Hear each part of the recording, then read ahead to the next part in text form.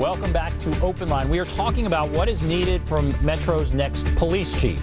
And we have with us two people from Community Oversight Now, Theda Murphy and Arnold Hayes, both joining us via Zoom. And we have a bunch of calls, so let's just go right back to the phones. Let's go to Don. Hello, Don. Yes, thank you, Ben, for having my call, man. I want to make a comment.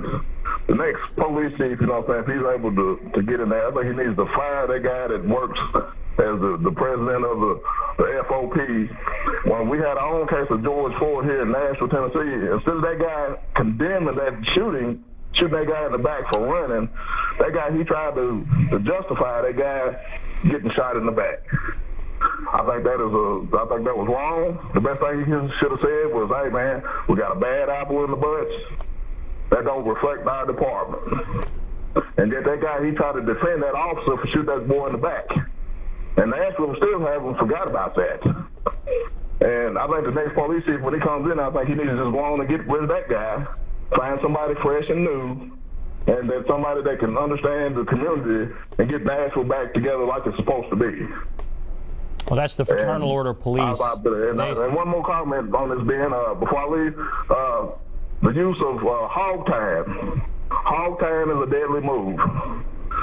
When you place a 300-pound man on their stomach, they cannot push up with their hands or their feet. They can suffocate their own self. Nobody has to sit on top of them for that to happen. They need to include that along with the chokeholds. Somebody needs to look into it like a doctor, and they can vouch for whatever I'm saying with that. Okay. That's all I have to say. Thank you. All right, Don. Fraternal Order of Police, that's voted on by members of the fraternal. I don't think the police chief could fire the Fraternal Order of Police, but that's obviously an issue that is, I guess, responsible for a lot of where we are, and people have very, very strong feelings. Let's just keep going here. Let's go through. Can I comment? Yeah, go right ahead. Go right ahead.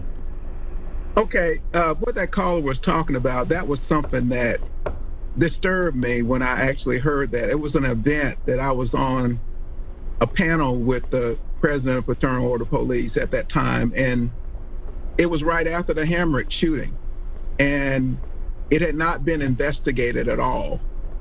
And in that meeting, the president basically said that it was justified, him being shot in the head, that it was justified. And that was very disturbing. And you know, you talk about building trust and going out doing community policing. And it's kind of hard to make that happen when you have people that are that unwilling to wait for the facts, but to come to judgment right away. But that was a disturbing moment for me as far as how far we have to go in Nashville. All right, let's go to Mike here, Hello? I believe. Hello, Mike. Are you Mike? Hey. All right, go right Yes, ahead. I'm here. All right, go right ahead. What's on your mind? Oh, okay. I just had a very few quick, short comments here. I just think we need to pay our police officers more. Give them more money. You're going to get a higher quality applicant pool if you're offering more than a $40,000 salary to police the streets of Nashville. I also say the police chief should instead of putting the youngest officers on the most dangerous beats, put the most senior officers on the dangerous beats. Police should be walking around the community instead of driving around in their cruisers. You know, more visibility. This should be like Mayberry, Andy Griffith's show, you know? This isn't, we do not live in Candyland, right? We do not live in a utopia. A communist utopia, who these two individuals advocate, is never possible. It results in millions of people dying. We need to have a well-funded police department that is higher educated and better equipped to deal with what's going on in Nashville. I don't want to see another Kyle Yorlitz killed by those African-American boys in town. I guess your guests, they're probably fine with more Kyle Yorlitz dying. They'll just ignore that, but that doesn't sit well with me. Okay. Again, strong feelings. I'll let Theda Murphy, you can respond to that. He said several things, but among them, that we should be paying police officers more, that a $40,000 salary or whatever the salary may be is not enough. We should be paying them more. I would agree with that if there were fewer officers and they all lived in the communities that they were policing, and the people that they were policing were their neighbors. If we add that in there, then I would say, yeah, okay, we'll pay them more. Because, like I said, we need to expand our vision of what public safety is. And it is more than just cops putting people in cages.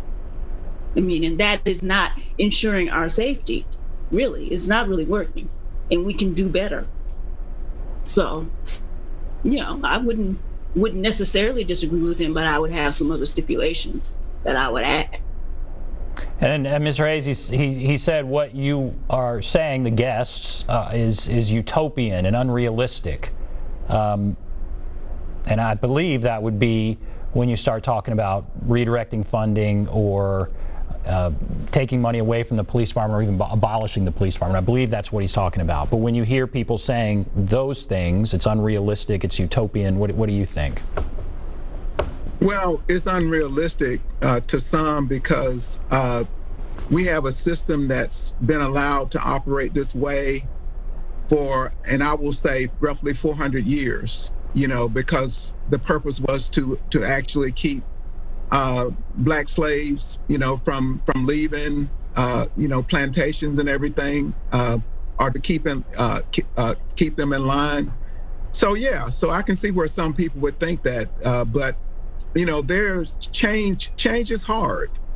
Change is hard. But I agree with Theda that if they were being more efficient and they were more neighborhood type, the police lived in your neighborhood rather than out of the county, then I could actually see them actually getting more. And I would say not just police officers, teachers and firefighters, they usually need more. They need more funding also. So it's not just police. There are a number of people within government that work really hard that need more funds. Okay, we are going to take a break. We'll come back, take some more calls. Take a break, be back right after this.